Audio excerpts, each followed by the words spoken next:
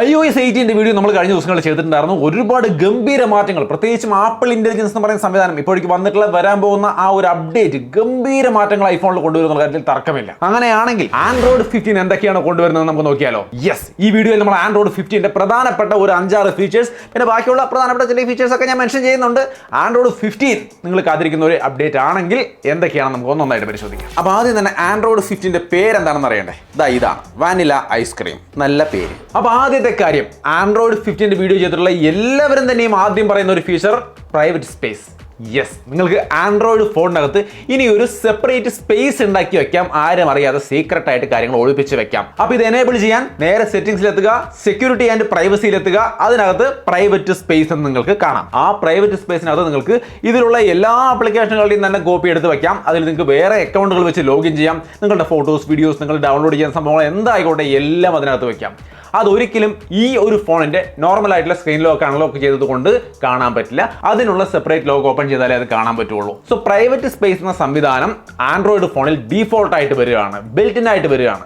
Actually മറ്റു ഫോണുകളിലും ഈ ഒരു ഫീച്ചർ ധാരാളമായിട്ടുണ്ട്. സാംസങ്ങിൽ സെക്യൂർ ഫോൾഡർ എന്ന പേരിലുണ്ട്, ഷവോമിയിൽ സെക്കൻഡ് സ്പേസ് ആയിട്ടുണ്ട്. മറ്റു ഫോണുകളിലും നിങ്ങൾക്ക് ഇത് കാണാം. ബട്ട് ഇനി അങ്ങോട്ട് എല്ലാ മോഡലുകളിലും ആൻഡ്രോയിഡ് 15 നേറ്റീവ് ആയിട്ട് തന്നെ ഇത് കാണും. സോ പ്രൈവറ്റ് സ്പേസ് നിങ്ങളുടെ ഫോണിനകത്ത് നിങ്ങൾക്ക് ഒളിപ്പിക്കാനുണ്ടെങ്കിൽ ഇനി അങ്ങോട്ട് ഈസി ആയിരിക്കും ആൻഡ്രോയിഡ് 15. ഇനി അടുത്തൊരു പ്രധാനപ്പെട്ട കാര്യമാണ് സ്ക്രീൻ റെക്കോർഡിംഗിൽ വന്നിരിക്കുന്ന ഒരു വലിയ മാറ്റം. നിങ്ങൾക്ക് ഇവിടെ കാണാം. ഞാൻ സ്ക്രീൻ റെക്കോർഡിംഗ് സ്റ്റാർട്ട് ചെയ്യുമ്പോൾ തന്നെ മുകളിൽ ഒരു ഓപ്ഷൻ വന്നിട്ടുണ്ട്, single app or entire screen എന്ന് വെച്ചാൽ നിങ്ങൾക്ക് ഒരു ആപ്പിനെയാണോ സ്ക്രീൻ റെക്കോർഡ് ചെയ്യേണ്ടത്, അതെ ഫുൾ ഫോണിന്റെ സ്ക്രീനും റെക്കോർഡ് ചെയ്യണോ?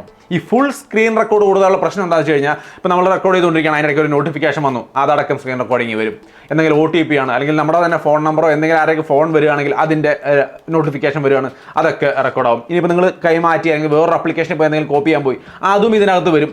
സോ അപ്പോൾ ഇത് എല്ലാം നമ്മൾ ചെയ്യുന്ന മുഴുവൻ വരും സ്ക്രീൻ റെക്കോർഡിംഗ്. ബട്ട് ഈ ആപ്പാണ് നമ്മൾ സെലക്ട് ചെയ്യുന്നതെങ്കിൽ ആ ആപ്പിൻ്റെ സ്ക്രീൻ മാത്രമേ റെക്കോർഡ് ചെയ്യൂ. അവിടെ വരുന്ന നോട്ടിഫിക്കേഷൻ ഒന്നും റെക്കോർഡ് ചെയ്യില്ല. നിങ്ങൾ ഇനി ആപ്പ് മാറ്റി വേറൊരു ആപ്പ് ഓപ്പൺ ചെയ്താൽ അത് റെക്കോർഡ് ആവില്ല. തിരിച്ച് നിങ്ങൾ പഴയപടി ആ ആപ്പിലേക്ക് തന്നെ ചെല്ലുമ്പോൾ, നമ്മൾ സ്ക്രീൻ റെക്കോർഡിംഗ് സ്റ്റാർട്ട് ചെയ്ത ഏത് ആപ്പാണോ അതിലേക്ക് തന്നെ ചെല്ലുമ്പോൾ മാത്രമേ അത് റെക്കോർഡ് ആവൂ. സോ ഒരു ആപ്പ് മാത്രമേ സ്ക്രീൻ റെക്കോർഡിംഗിൽ വരൂ, വേറെ ഒരു സംഭവം വരില്ല എന്നുള്ളത് അടിപൊളിയാണ്. സ്ക്രീൻ റെക്കോർഡിംഗിൽ വളരെ യൂസ്ഫുൾ ആയി. ഇനി മൂന്നാമത്തെ ഒരു ഐറ്റമാണ് ആപ്പ് ആർക്കൈവ്. ഇതൊരു കിടിലൻ സംഭവമാണ്. നമ്മുടെ ഫോണിനകത്ത് ഇഷ്ടം പോലെ ആപ്ലിക്കേഷൻ ഉണ്ടാവുമല്ലേ, നമ്മൾ ഡെയിലി യൂസ് ചെയ്യാത്ത ഇഷ്ടം പോലെ ആപ്ലിക്കേഷനുകൾ കിടക്കുന്നുണ്ടാവും. പക്ഷേ ഇതൊക്കെ നമ്മുടെ ഫോണിന്റെ സ്റ്റോറേജ് എടുത്തിട്ടുണ്ടാവും. ഒന്നും ചെയ്യാൻ പറ്റില്ല, നമുക്ക് കളയാനും പറ്റില്ല, വല്ലപ്പോൾ ആവശ്യം വരികയും ചെയ്യും. സോ അപ്പോൾ ഇത്തരം സാഹചര്യങ്ങളിൽ അതിൽ ഇങ്ങനെ പ്രസ് ചെയ്ത് പിടിച്ചിട്ട് ആപ്പ് ആർക്കൈവ് എന്നുള്ള ഓപ്ഷനിൽ ക്ലിക്ക് ചെയ്തുകൊണ്ട് ആപ്പ് ആർക്കൈവ് ചെയ്ത് കളയാം. ഇങ്ങനെ ആപ്പ് ആർക്കൈവ് കൊടുത്തു കഴിഞ്ഞാൽ ഓൾറെഡി ഒരു 300 MB 400 MB സ്ഥലം അല്ലെങ്കിൽ സ്പേസ് എടുത്ത് നിൽക്കുന്ന ഒരു ആപ്ലിക്കേഷൻ ആണെങ്കിൽ അത് ചിലപ്പോൾ 50 MB 30 MB ആയിട്ട് ചുരുങ്ങും. ആ സ്പേസ് ഒക്കെ അങ്ങോട്ട് ക്യാൻസൽ ആവും. എന്നിട്ട് ഇത് ഡിസേബിൾ ആയ പോലെ അല്ലെങ്കിൽ അൺഇൻസ്റ്റാൾ ആയ പോലെ അങ്ങ് നിൽക്കും. നമുക്ക് ആവശ്യം വരുന്ന സമയത്ത് നമ്മളൊന്ന് ടാപ്പ് ചെയ്താൽ അത് എനേബിൾ ആയി വരും. ഇങ്ങനെ ആപ്പ് ആർക്കൈവ് ചെയ്ത് കഴിയുമ്പോൾ നമ്മൾ ലോഗിൻ ചെയ്ത ഡീറ്റെയിൽസ് ഒന്നും പോവില്ല. പിന്നീട് നമ്മൾ എനേബിൾ ചെയ്യുമ്പോൾ നമ്മൾ ലോഗിൻ ചെയ്ത് വെച്ചിട്ടുണ്ടെങ്കിൽ അത് ലോഗിനായി തന്നെ കിടക്കും. സോ വേറെ ഒരു ബുദ്ധിമുട്ടും ഇല്ല, ഡിസേബിളായി കിടന്നോളും. ടെമ്പററി ഡിസേബിൾ എന്ന് പറയാം. യൂസ് ചെയ്യാത്ത ഒട്ടനവധി ആപ്ലിക്കേഷനുകൾ നമ്മുടെ ഫോണിന്റെ സ്പേസ് കളഞ്ഞുകൊണ്ടിരിക്കുന്നുണ്ട്. ഓൾറെഡി എനിക്കറിയാം, ഞാനിവിടെ അനുഭവിക്കുന്നുണ്ട്, നിങ്ങളും അനുഭവിക്കുന്നുണ്ടാവും. തീർച്ചയായിട്ടും ഇത് അടിപൊളി. ഇനി അടുത്ത ഒരു കിടിലൻ സംഭവം, ഞെട്ടിക്കുന്ന ഫീച്ചർ എന്ന് പറയാവുന്നത് സർക്കിൾ ടു സെർച്ച്. നമ്മുടെ സാംസങ് S24 അൾട്രയിൽ ഒരു സ്പെഷ്യൽ ഫീച്ചർ ആയിട്ട് വന്ന ആ സംഗതി ആൻഡ്രോയിഡ് 15 ഇനി ഡീഫോൾട്ട് ആയിട്ട് എല്ലാവർക്കും ആക്സസ് ചെയ്യാൻ പറ്റും. ജസ്റ്റ് അതേപോലെ സാംസങ് ചെയ്യുന്ന പോലെ ഇങ്ങനെ ഒന്ന് ടാപ്പ് ചെയ്ത് കൊടുക്കുക, ഒരു സർക്കിൾ വരച്ചാൽ ജിമെയിലാണ് ഞാൻ സർക്കിൾ വരച്ചത്, താഴെ ജിമെയിലിന്റെ ഡീറ്റെയിൽസ്. സോ അപ്പോൾ എന്തായാലും ഗൂഗിൾ നമ്മളെ ഞെട്ടിച്ചിരിക്കുകയാണ്. സാംസങ്ങിലൊക്കെ എക്സ്ക്ലൂസീവ് ആയിട്ട് വന്ന സംഭവങ്ങൾ ഇനി അങ്ങോട്ട് ഇതിൽ ഫ്രീ ആയിട്ട് എല്ലാവർക്കും കിട്ടും. ഇനി അടുത്തൊരു ഇൻട്രസ്റ്റിംഗ് ഫീച്ചറാണ് സ്പ്ലിറ്റ് സ്ക്രീൻ. നമുക്ക് പെയർ സേവ് ചെയ്ത് വെക്കാം. അതായത് ഇപ്പം നോർമലി നിങ്ങൾ ഏതെങ്കിലും 2 ആപ്ലിക്കേഷനുകൾ സ്പ്ലിറ്റ് സ്ക്രീൻ ആയിട്ട് മുകളിലും താഴെയായിട്ട് ഡെയിലി ഉപയോഗിക്കുന്നുണ്ടെങ്കിൽ അത് ഓരോ തവണയും നിങ്ങൾ ഓപ്പൺ ചെയ്ത് സ്പ്ലിറ്റ് സ്ക്രീൻ ആക്കാൻ നിൽക്കണ്ട. അതായത് ഒരു തവണ നമ്മൾ ഇങ്ങനെ സ്പ്ലിറ്റ് സ്ക്രീൻ എടുത്തു കഴിഞ്ഞാൽ അതിന് ഇങ്ങനെ ഒന്ന് ഹോൾഡ് ചെയ്ത് പിടിച്ചു കഴിഞ്ഞിട്ട് മുകളിൽ ഐക്കണിലൊന്ന് ടാപ്പ് ചെയ്താൽ സേവ് പെയർ എന്ന് വരും. അത് കൊടുത്താൽ സേവ് ആയി ഒരു ഐക്കൺ ഹോം സ്ക്രീനിൽ വന്ന് കിടക്കും. അപ്പോൾ നിങ്ങൾക്ക് അതിൽ ടാപ്പ് ചെയ്തുകൊണ്ട് ഈസി ആയിട്ട് സ്പ്ലിറ്റ് സ്ക്രീനിൽ തന്നെ ഈ 2 ആപ്പുകളും ഓപ്പൺ ചെയ്യാം. ഓരോ തവണയും സ്പ്ലിറ്റ് സ്ക്രീൻ ഉണ്ടാക്കാൻ നിൽക്കേണ്ട ആവശ്യമില്ല. ആ പെയർ എന്നാണ് ഇതിന്റെ പേര്. നല്ല സൗകര്യപ്രദമായി പല ഫോണുകളും നമ്മൾ കണ്ടിട്ടുണ്ട്. ആൻഡ്രോയിഡ് 15 ഇത് ഡീഫോൾട്ട് ആയിട്ട് വരിക. ഇനി മറ്റൊരു ഇൻട്രസ്റ്റിംഗ് ആയ വളരെ യൂസ്ഫുൾ ആയ എല്ലാവർക്കും ഉപകാരപ്പെടുന്ന ഒരു ഫീച്ചർ എന്ന് പറയുന്നത് ആന്റി തെഫ്റ്റ് ഫീച്ചറാണ്. അതായത് ഈ ഫോൺ ഞാൻ കൈപിടിച്ച് നിൽക്കുന്നു, പെട്ടെന്ന് ആരെങ്കിലും തട്ടിപ്പറിച്ചിട്ട് ഓടിപ്പോവാണെങ്കിൽ ഈ ഓടിപ്പോകുന്ന ഈ മൂവ്മെന്റ് ഉണ്ടല്ലോ, ഈ മൂവ്മെന്റ് ഈ ഫോൺ ഡിറ്റക്ട് ചെയ്യും. ഇത് യൂഷ്വൽ അല്ലല്ലോ, ഇത് അൺയൂഷ്വൽ ആയ ഒരു മൂവ്മെന്റ് ആണല്ലോ എന്ന് മനസ്സിലാക്കി കഴിയുമ്പോൾ ഇതാരോ തട്ടിപ്പറിച്ചതാണെന്ന് മനസ്സിലാക്കുകയും അതുവഴി ഈ ഫോണിനെ ലോക്ക് ചെയ്യുകയും ചെയ്യും. ഇങ്ങനെ ലോക്ക് ചെയ്ത് കഴിഞ്ഞാൽ പിന്നെ പാസ്വേഡ് വെച്ച് നമ്മൾ തന്നെ ഓപ്പൺ ചെയ്യണം, മറ്റേ പുള്ളിക്ക് പറ്റില്ല. ഇനി ആ പുള്ളി ഇത് റീസെറ്റ് ചെയ്യാൻ നോക്കിയാൽ അതും നടക്കില്ല, റീസെറ്റ് ചെയ്യാനും പറ്റില്ല എന്നുള്ളതാണ് ഈ ആന്റി തെഫ്റ്റ് ഫീച്ചറിന്റെ പ്രത്യേകത.